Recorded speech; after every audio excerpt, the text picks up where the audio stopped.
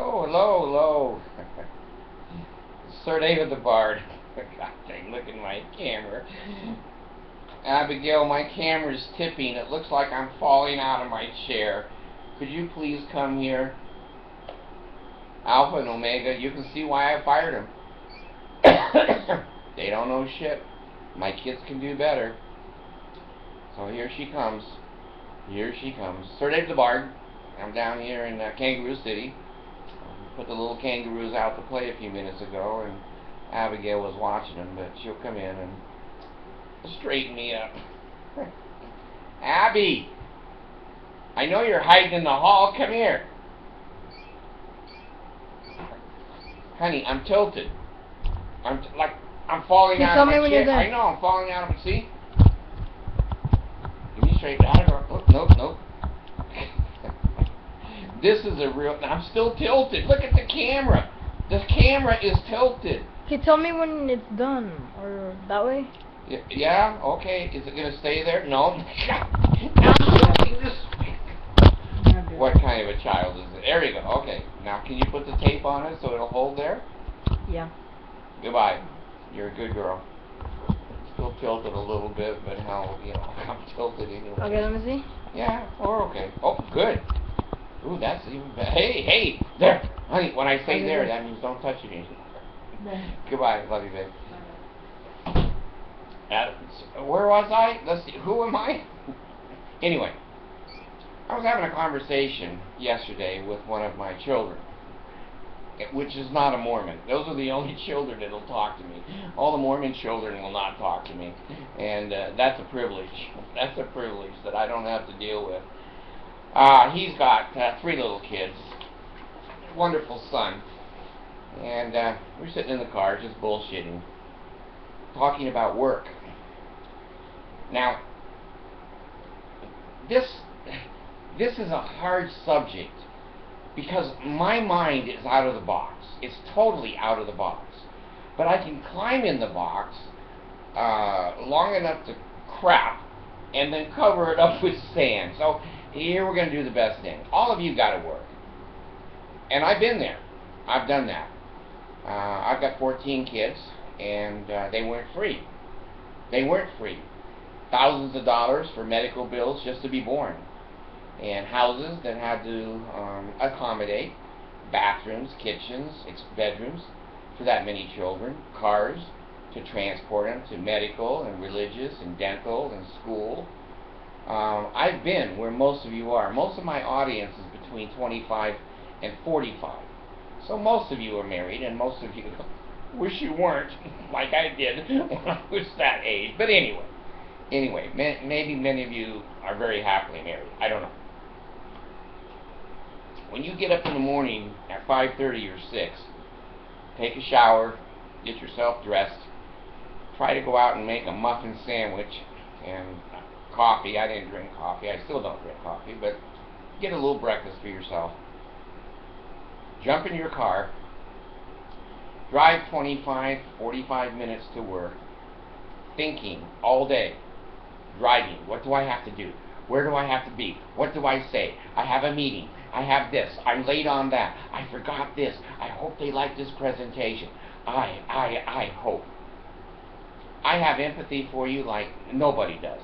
I'm better than Jesus. He didn't have an honest job in his life. You know, he was an apprentice carpenter, and then after that he went to the Joseph Smith, give me your money. So, you know, beggars, I don't count in this group. You get to work, there's a damn note on your desk, the boss wants to see you. You know it's not for a raise. You know it's not for a raise. Phone message, you guys with all these damn cell phones, there can be messages everywhere. You're not even there an hour, hour and a half, when somebody comes in and drops a big project on you or criticizes. Your supervisor come by and say, what the hell? Where the fuck's the midget? See, that's the bards. That's the bard. I want that on the other side of my tombstone. Marie Osmond's panties are still on top. On the other side, where the fuck's the midget bard? Or the midget bard. There's no bard midgets. Maybe there is. I don't know. Anyway, you're there, and it isn't even 11 o'clock, and you know, you didn't even have time to dunk your donut. That sounds kind of dirty, doesn't it? I'm out the box. I'm out of... Anyway, I'm trying to say it's miserable. It's Monday. And you didn't get the lawn mowed. The damn lawnmower wouldn't start. And you climbed up a ladder and 3 steps broke off the ladder, so you can't use it anymore. You go in the house to find the hammer to fix the ladder. The kids have hidden it. You go to try to find the nails in the 3rd junk drawer in the kitchen. They're all gone. You go out to your toolbox. The baby's been playing with the spray paint.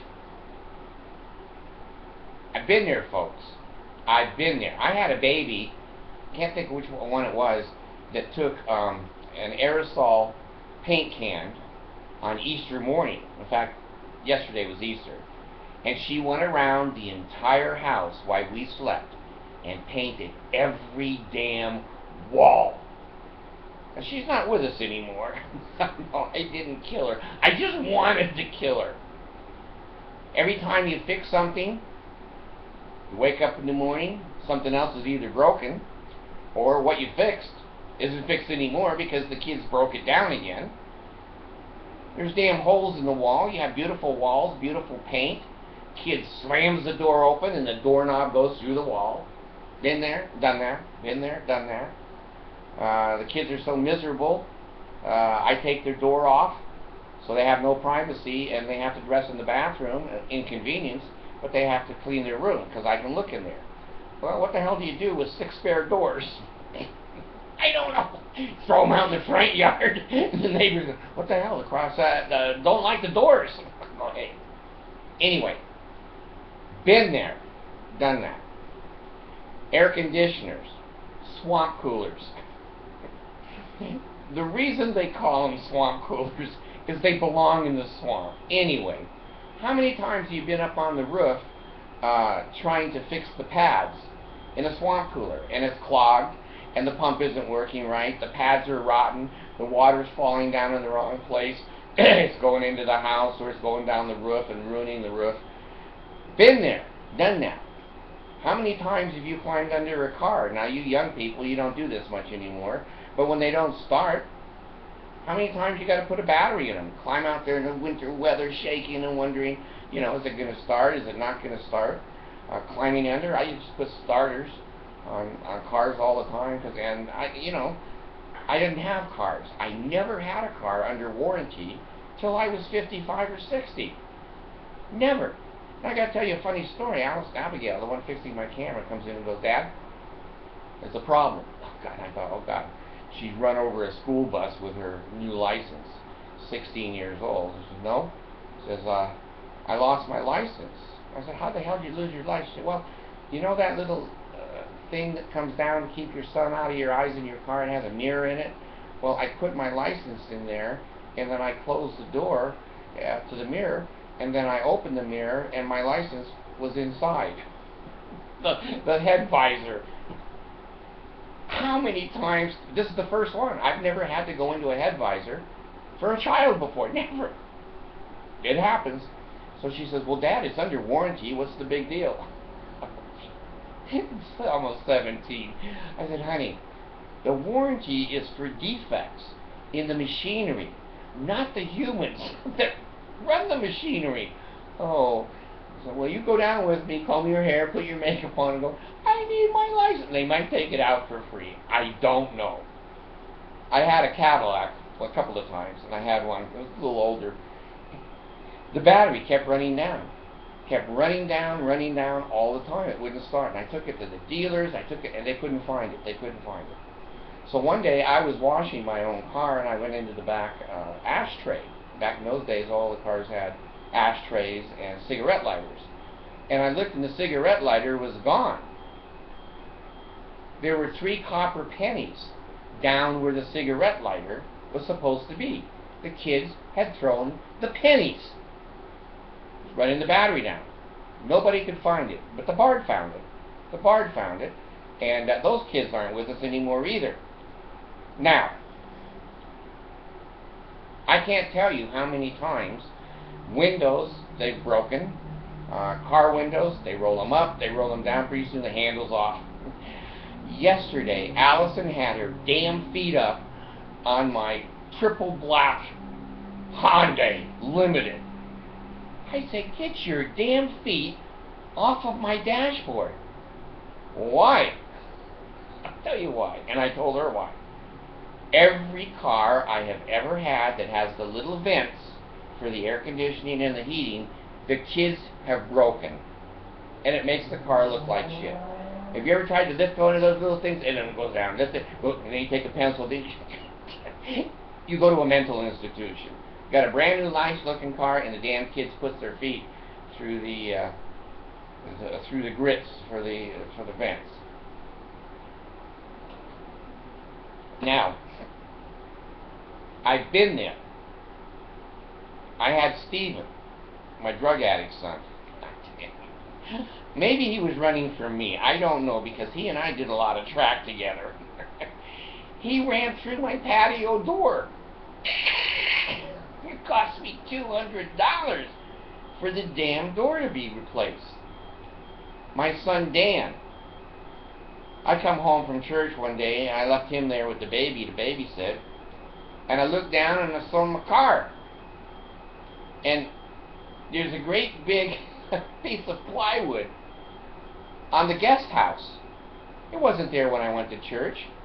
So I go outside and I look at my car, and the whole side of the car is totaled. It was a Chevette. Fender, door, back panel. It wasn't that way when I left. And I looked in the driveway and there's these 360 Brody marks everywhere in the driveway. So I go in the house, and I'm a social worker, so I try to stay calm. But we have our limits too. I said, Dan, what the hell did you do out there? He says, well, Dad, it's not as bad as it looks. Now, we were renting the front house. The guest house was also being rented, which we didn't rent. It belonged to somebody else. What were you doing? Well, I was doing 360s in the driveway. Where was the baby? Oh, he's all right. I put a seatbelt on him. He's in the front seat with me. Great. So we take the wood off of the guest house. The bathtub is in the kitchen. The water heater is laying in the toilet. It's hard to live that way. So guess who had to pay for that? Guess who had to fix that? I've been where you are. Now it's funny. When you're 70 years old, it's funny as hell. But I'm going to tell you something. When you're going through it, it's like you'd rather be dead. You'd rather be damn dead.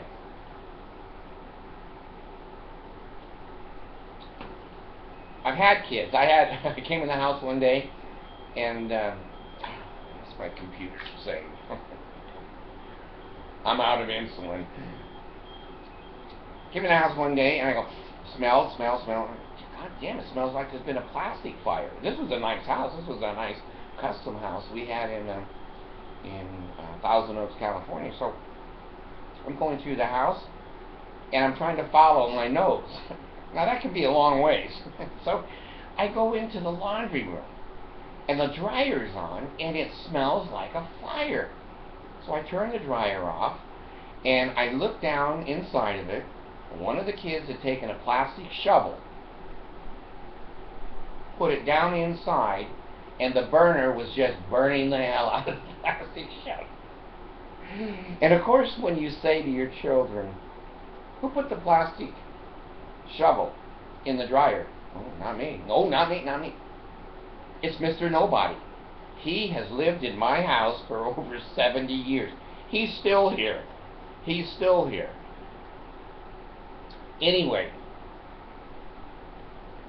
I used to have to climb under a washing machine, oh God, at least twice a month. Maytag. I could be a Maytag repairman and fix a transmission, because kids were either riding in the, or they put such a load in there that, it would ruin everything. I'm climbing under there with a light, and I'm trying to fix that shit.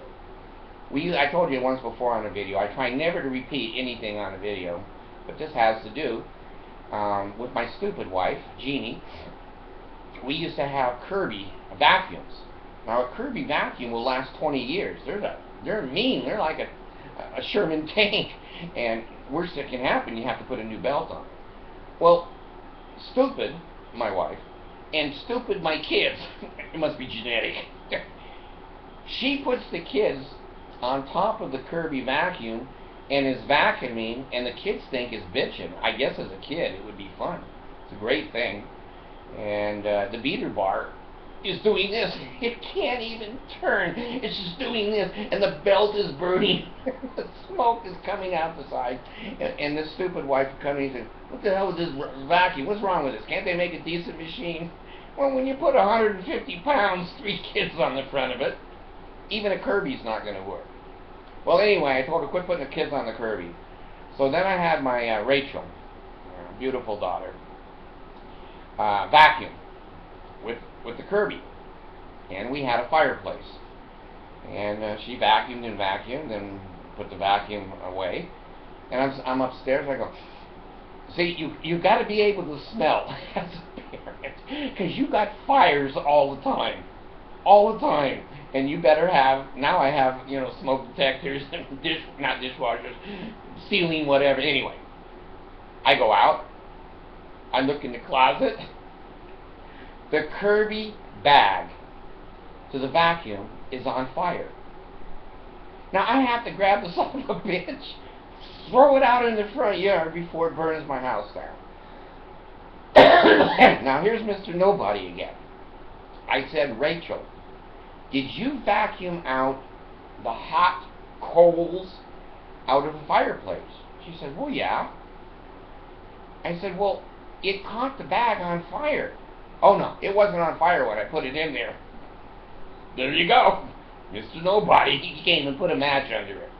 So there goes my Kirby vacuum. There goes my Kirby vacuum. I can't tell you how many times I've had to take a toilet off the floor.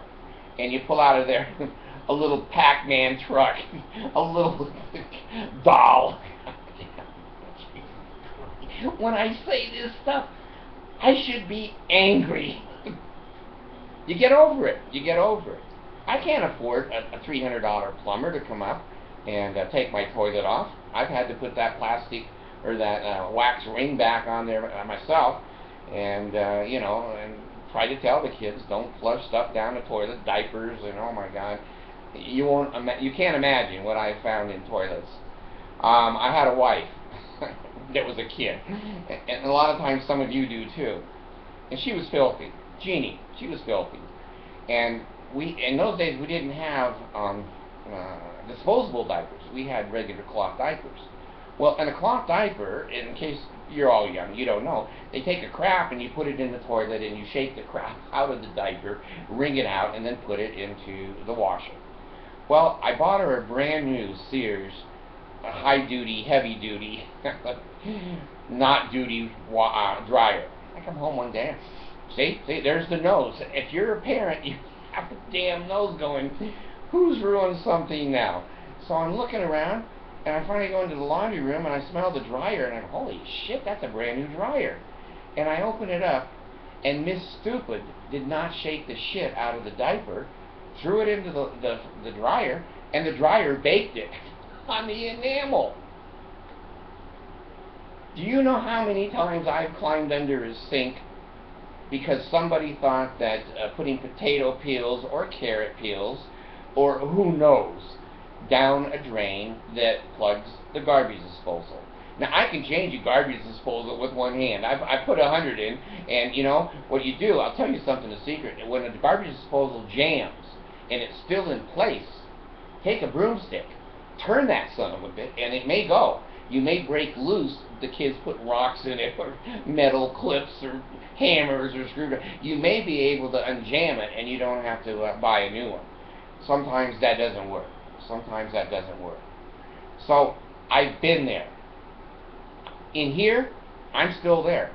You young people are working your asses off. You don't see your wife for more than 15 minutes a day. She passes you at night. You're out in the morning. She's gone. And you get called in for overtime and you have a party or you have a kid's cake, birthday party. Neither can be there. You try to put it off to the next day, then the car breaks down, then it has to go in for service. Now mine has to go in to get a license out of the visor. What am I going to say to the tech? It's Toyota's fault. It sucked it up in there. It's under warranty. Get her license out of there. I have my beautiful car. The one I just love my Hyundai triple black car. It has a windscreen before the sunroof opens up, so the bugs and shit will go. Well, my little one, 2 months ago, Allison, she says, "Dad, can I go out and sit on the top of the car?" Now, when they're little, and they don't have belt buckles, and they don't have zippers, and shoes that have metal on them, I've let them sit up in the when the car's not moving. The ones that don't behave, when I'm going 80, they sit up there and hang on for life. And so anyway, I think, yeah, he can sit up there, and I said, okay. Well, she couldn't stay in one place. She couldn't, so she had to turn around and sit on the plastic windscreen. Bam! It cracks. Now this car is perfect. It didn't have a scratch on it. It didn't have a scratch anywhere, inside or out, like a showroom.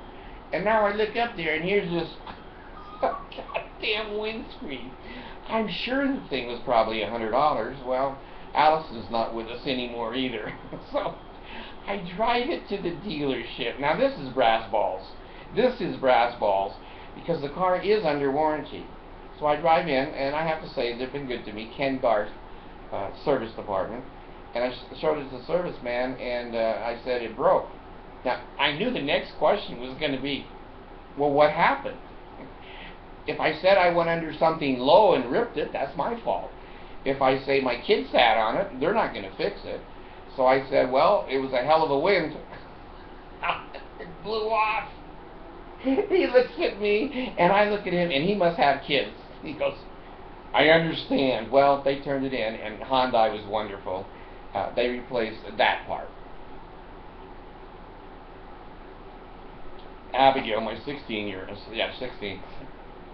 came in yesterday. She's got a brand new Dodge Dart, a beautiful car, got special rims on it and everything. And she says, Dad, can I take spray paint onto my rim a little bit? I said, honey, those rims are $2,000. What are you going to put spray paint on it? Well, I made a U-turn and it kind of rubbed the curb a little bit. God. Brand new car. Now one of the rims has the scuff marks on it. So, been there. Worked day and night. I can't tell you, I never took a sick day. Between 20 and 50, I never took a sick day. I don't care how sick I was, I went to work because I had all of those kids and all of that responsibility. And I remember when Rachel jumped in the pool down there in California, broke her 2 front teeth. Here comes the dentistry expert and had her put her teeth back on.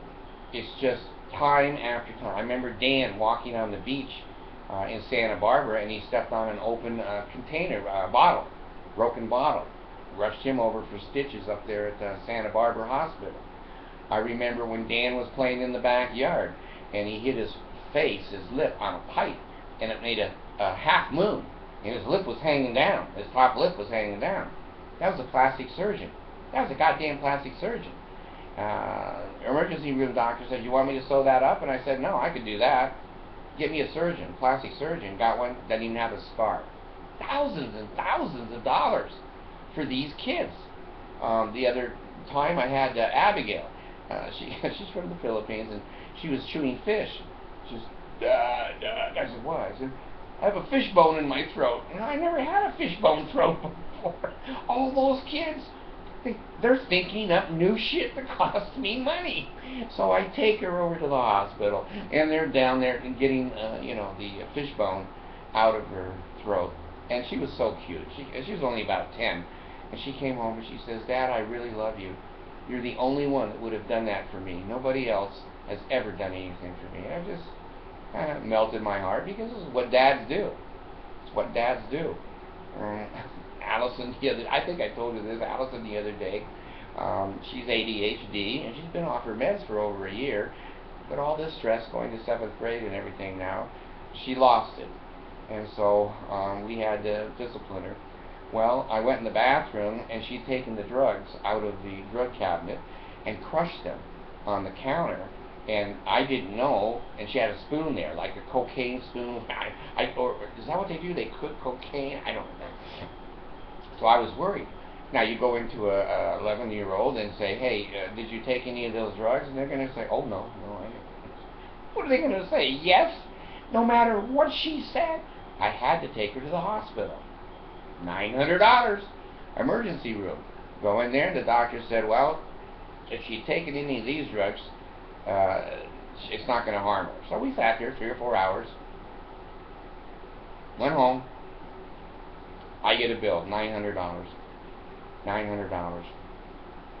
I know where you are, and I know how hard it is. The roof is leaking, the water heater may not work until tomorrow. They've turned off the electricity because you didn't pay it last week.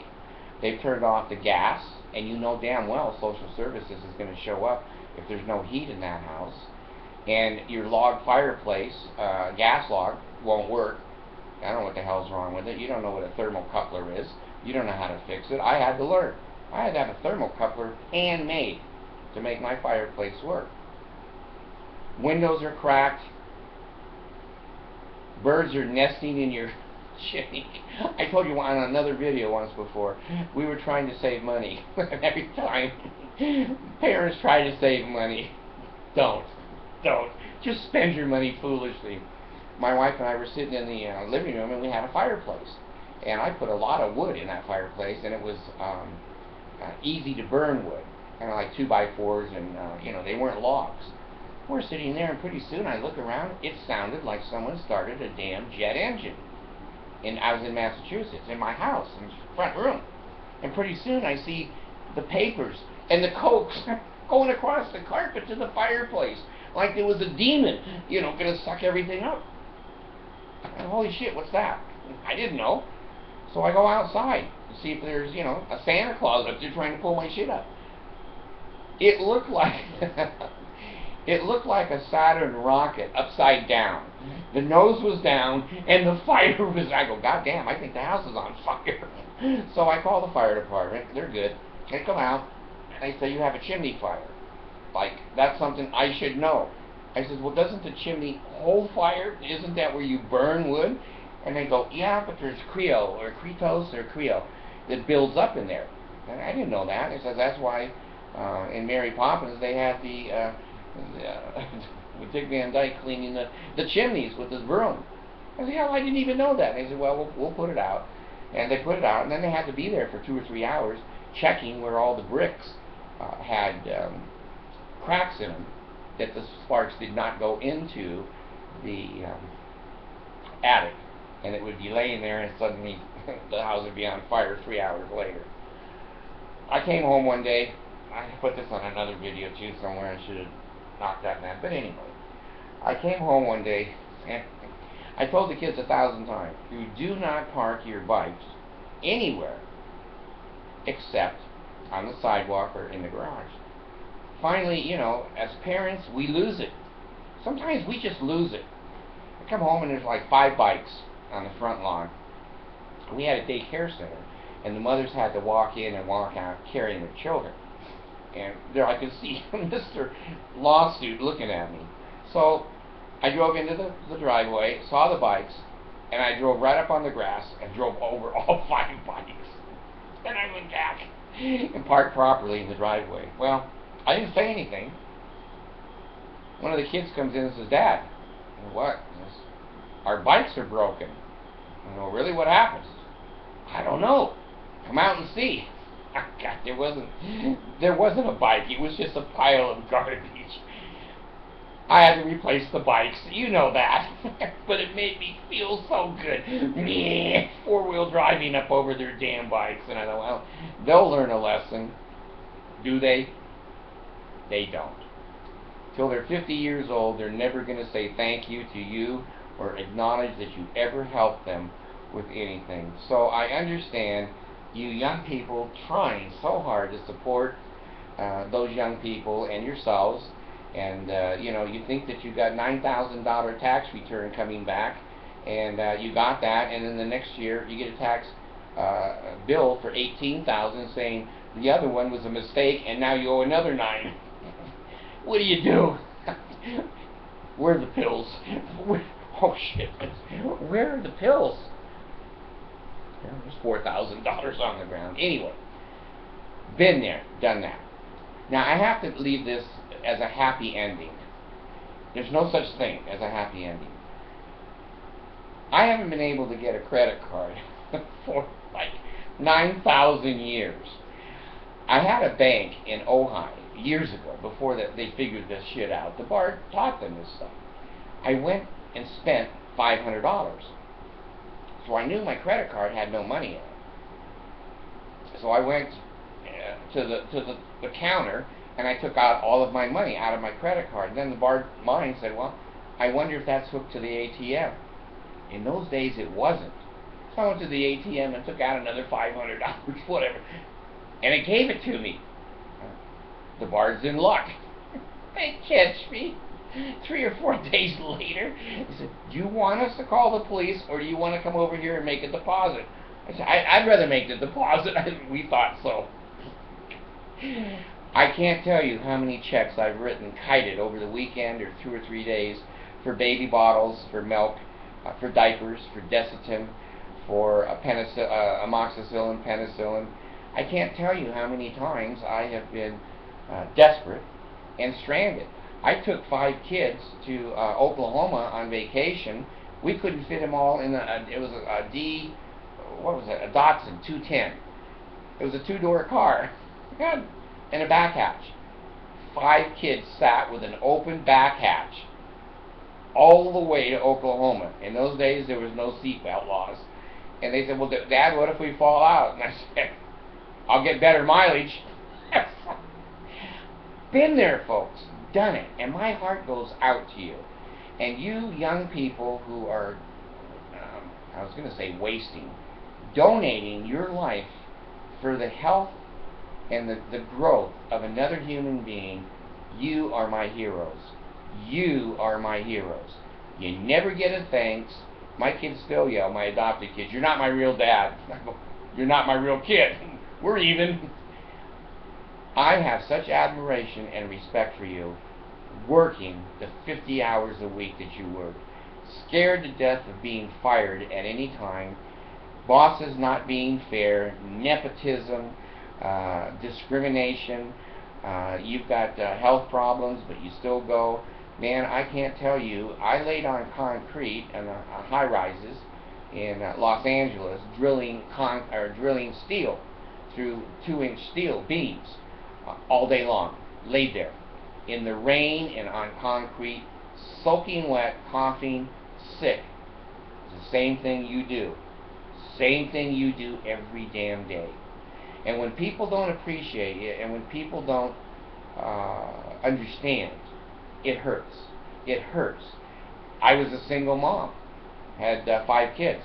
God dang, one of them, Dan, was 5 months old. And I had to take care of him and all of his little needs and go to work. I took him to work sometimes and put him in the back of the car and threw a bottle in there and then go down every hour and check on him. Totally against the law. Totally abusive. What could I do? I had to have that paycheck. I had to have that paycheck. So, been there, done that, seen it. And I want to say how much I appreciate you and your example. That you are raising these small human beings that do nothing but give you mouth. They talk back. They ruin your cars. They ruin your house. They ruin your life. You can't go anywhere. You're just about to orgasm, and the baby starts to cry, and pretty soon you're there with the pillows by yourself. Your wife's gone. Your wife's gone. And you come back in and say, well, at least I get to play with her boobs. And she brings the baby. The baby owns the boobs now. What do you do if you're not polygamous? So, anyway, please hang in there. Please let your children be the assholes that they are, because they will grow up someday, and they will appreciate it when they have their own kids. When they have their own kids, First time it happened to me, my son said to me, I bought this brand new wood table, and Cheyenne is teething, and she went around the table, and her teeth marks are around the whole table. He said, Dad, am I ever going to have anything nice? I said, nope. Not when you have kids. Not when you have kids. My sweet daughter, which I won't name, I'll never hit my children. I'll never. She beats the shit out of them.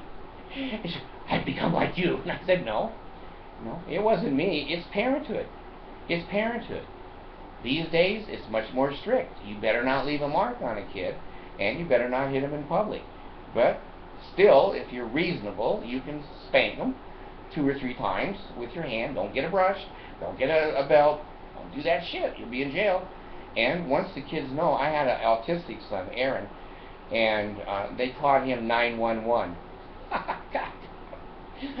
Every 2 or 3 days, the police would call me and say, David, Bard, is there an emergency over there, or is this Aaron? I said, it's Aaron. Okay. Calling 911 all the time. They were at my house and calling, because I couldn't control him. I couldn't control him. So please, you parents, you are my idols. You are the best. You are the absolute best in the world. Please, hang in there, because I appreciate what you're doing, and there will be other people, those little ones eventually will appreciate it. So hopefully you'll all have health and enable, merit on the bone, strength and loins and sinews, power to priesthood, be upon me and upon my posterity through all generations of time and throughout all eternity. This bard's gone.